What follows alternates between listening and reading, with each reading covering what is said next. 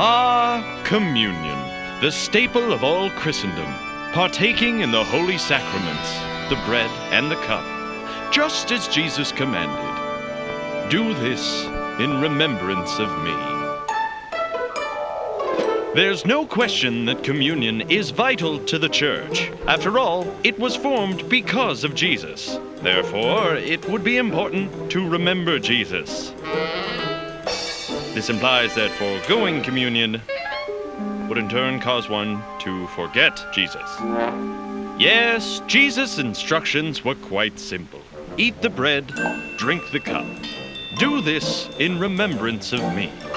Of course, while simple instructions are ample in clarity, they are rather limited in details, leaving one with the hows, whos, whats, and whens to wrestle with. For example, some require church membership in order to partake in communion. Others ask that you are first baptized. Or both.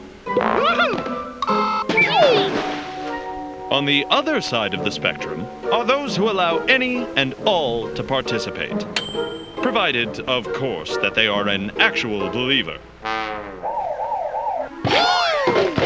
And then there's those whose sole requirement for taking communion is that you have a pulse.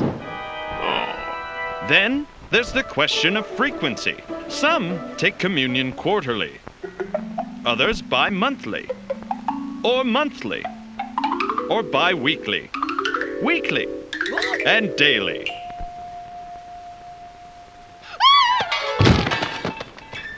To further complicate matters, there is rarely consensus on what to use for the sacraments themselves. Some feel strongly that wine should be served.